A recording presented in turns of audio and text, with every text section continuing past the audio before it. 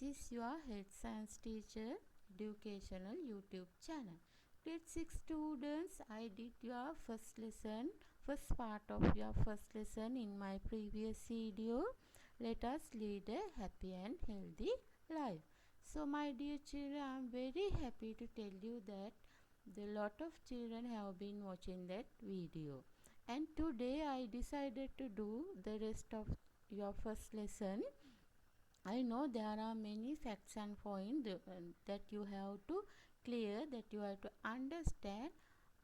Yes, we know there are 7 factors and habits that required for physical well-being.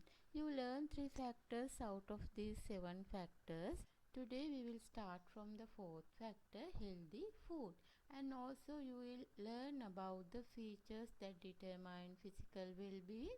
There are 5 features, and I will revise the previous lesson briefly. You know there are 7 factors and habits that required for proper physical well-being. Let's see one by one. Yes, children, by watching my previous video, you could know more facts and points about fresh air, clean water, hygiene and sanitation. Today we are going to start from healthy food. Why we eat food? For satisfy our hunger. Is that all, children? No. There are 3 main functions of food. Provide energy to the body, mainly carbohydrates and lipids. Then protein foods and vitamin foods help for the growth of body. Vitamins and minerals help the body to safeguard from diseases. Let's see how does food do this. Food do this by the help of nutrients. What are nutrients? Nutrients are molecules that are contained in our food. There are 5 main nutrients in our food: carbohydrates, protein, lipids, vitamins and minerals. Children, we can categorize those 5 main nutrients into 2 main groups as macronutrients and micronutrients. Carbohydrates, protein and lipids, we need those nutrients in sufficient amount. So they are called as macronutrients. We need vitamins and minerals in small amounts. So they are micronutrients. If you can include more fruits, more vegetables, green leaves for your daily diet, then children, you don't need take vitamin syrup in addition. Then let's see what is a balanced diet. A diet that containing all main nutrients in correct proportion can be called as a balanced diet. My dear children, now you learn about the nutrients and about a balanced meal.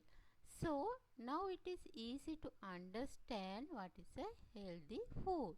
Hygienically prepared food that containing all the nutrients in correct proportion can be called as a healthy food.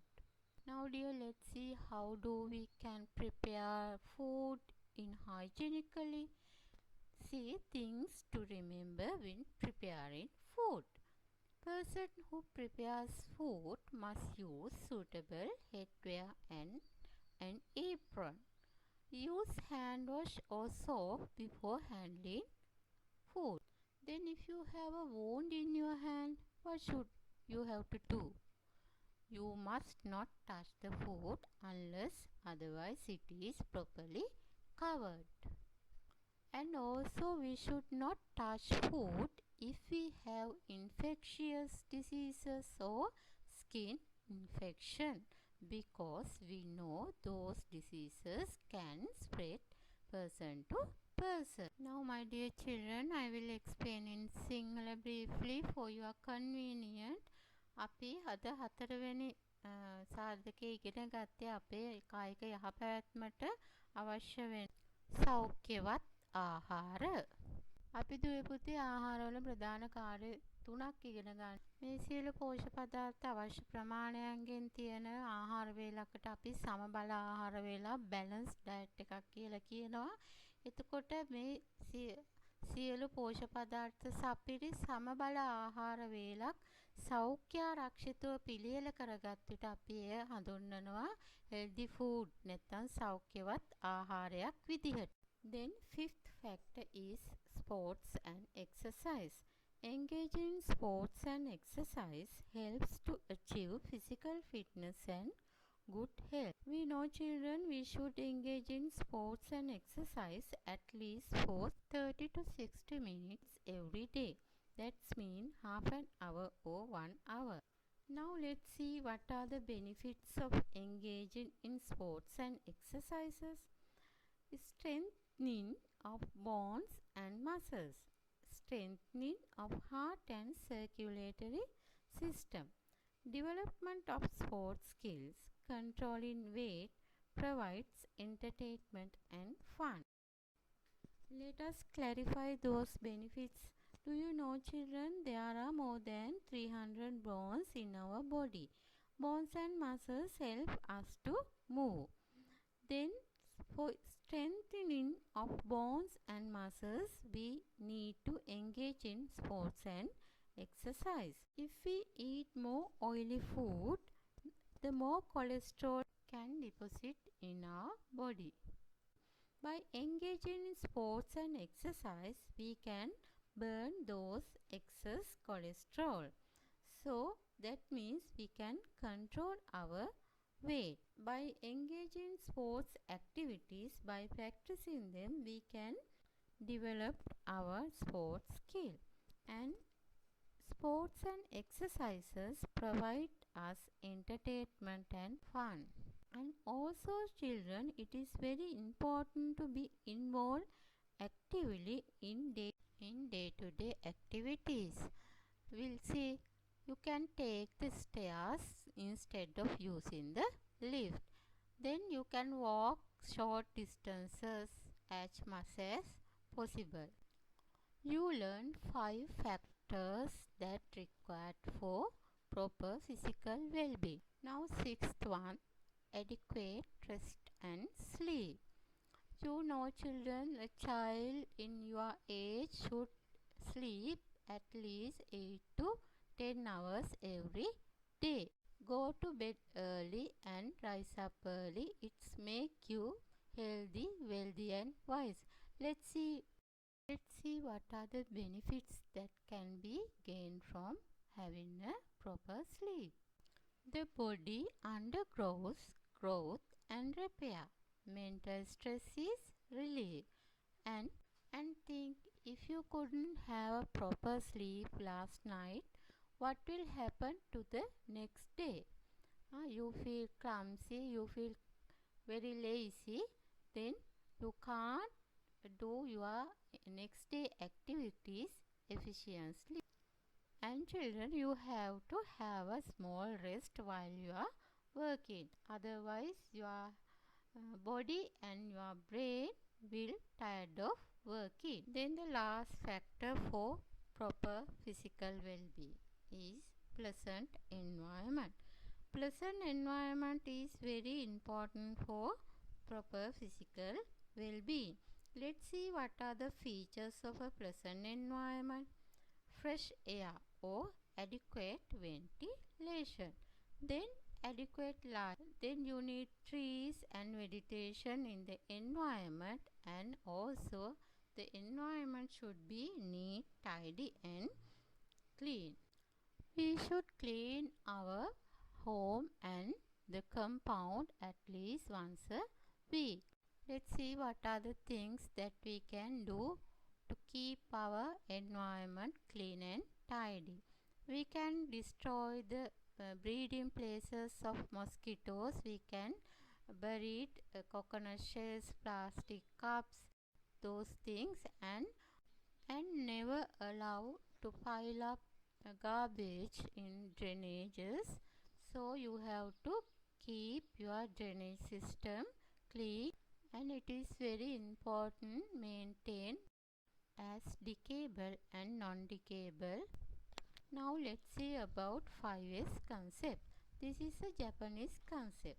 Proper waste management. You have to separate the garbage as. Now let's see what are the 5 steps that we have to follow. First one is sort, seiri. Then systematize, seito. Third one is shine, seiso. Then standardize, seiketsu. Fifth one is sustain, sitsuke. Now children, you are going to clean your bedroom according to 5S concept. First, what you have to do, you have to identify unnecessary and necessary items, and you can remove unnecessary item. That is the sort or seiri. Then second step, seiton or systematize. You can arrange necessary item in order to that they can be easily available. We see the third step, shine or say so. That means you have to keep the place clean. Maintain and improve on the above mentioned 3 action at all the time is standardized.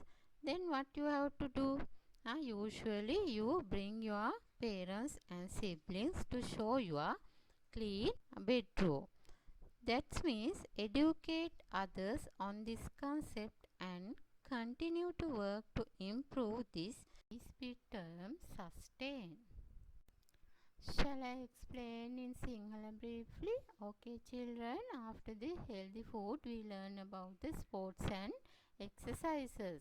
ක්‍රීඩා හා ව්‍යායාම. ඔයා දන්නවා අපි දිනපතා අවම වශයෙන් මිනිත්තු 30ක් 60ක් අතර කාලයක් ක්‍රීඩාවල යෙදිය යුතුයි. මොකද ක්‍රීඩා මගින් අපේ ශරීරයට අපේ කායික යහපැවැත්මට ලැබෙන වාසි අපේ අස්ථි සහ පේශි ශක්තිමත් කරනවා. ඒ වගේම අපේ ක්‍රීඩා කුසලතාවයන් වැඩි කරනවා. ශරීරයේ බර අඩු කරන්න උදව් වෙනවා. ඒ වගේම අපේ හෘදය සහ රුධිර සංසරණ පද්ධතිය ශක්තිමත් කරන්නත් ක්‍රීඩා ඉවහල් වෙනවා. ඊළඟට ඔයා ඉගෙන ගත්ත ප්‍රමාණවත් නිින්දක් සහ විවේකයක්, that means adequate rest and sleep. පුතේ ඔයාගේ වයසේ දරුවෙක් දිනකට අවම වශයෙන් පැය 8ක් 10ක් අතර කාලයක් නිින්දක් ලැබිය යුතුයි. මොකද නිින්දේදී අපේ ශරීරයේ ගෙවි ගිය කොටස් අලුත් ඇඩියා වෙනවා, අපේ ශරීරයේ වර්ධනය වෙනවා. ඒ වගේම අපිට මානසික ආතතිය අඩු කරගන්න නිින්ද ඉවහල් වෙනවා. Now you know what are the 7 factors and habits that required for proper physical well-being. Now let's see what are the features that determine physical well-being. By using these 5 factors, we can measure the physical well-being. Look at the screen and let's see those factors one by one. First one is nutritional status, පෝෂණ මට්ටම, physical fitness, ශාරීරික යෝග්‍යතාවය, immunity, ලෙඩ රෝගවලට ඔරොත්තු දීමේ හැකියාව. Then fourth one is appearance, බාහිර පෙනුම, and being active, ක්‍රියාශීලී බව. Some people in optimum nutrition, but some people in obesity, and some in malnutrition or micronutrients deficiency. Let's see. Lack of nutrients result in undernutritional status such as short stature, that means short for age, and wasting, inadequate weight for height. Eating more food than required results in overnutritional status such as overweight or obesity. Undernutrition and overnutrition increase the risk of communicable and non-communicable diseases respectively. So it is very important to maintain a proper level of nutrition in order to maintain optimum physical well-being.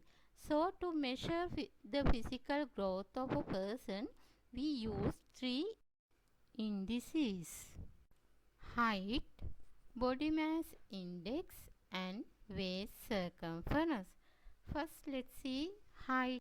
Gender-based height for age charts are used to determine the suitability of height.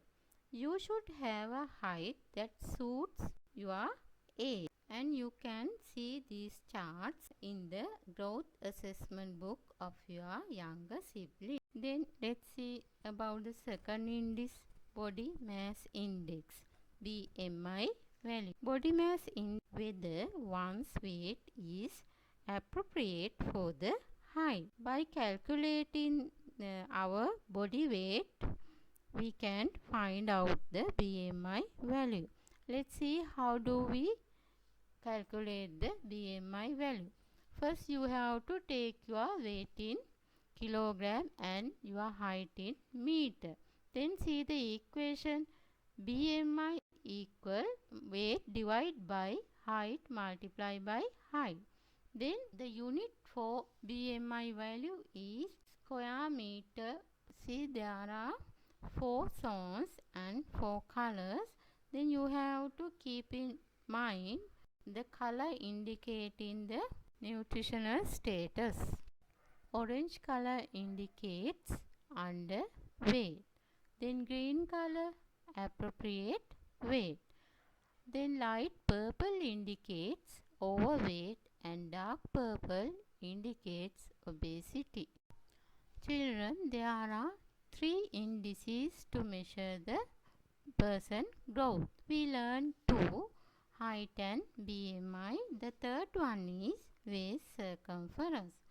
Waist circumference is the measurement taken around the waist, because we know when we eat more oily food, fat is mostly deposited in the body, especially around in the abdomen area.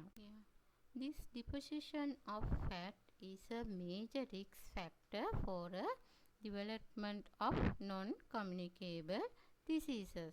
So, it is very important to maintain an appropriate waist circumference as we maintain our BMI value.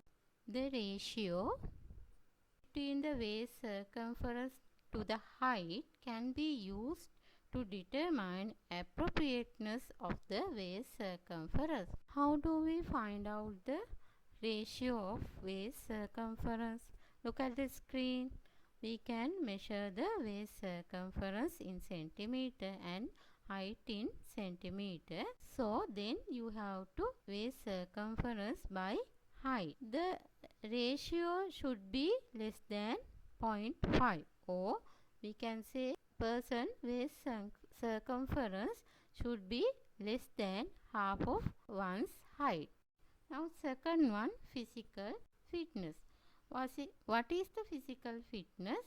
That is our ability to engage in daily routine activities effectively. We all know when we do day-to-day activities, sports and exercise, our body becomes tired.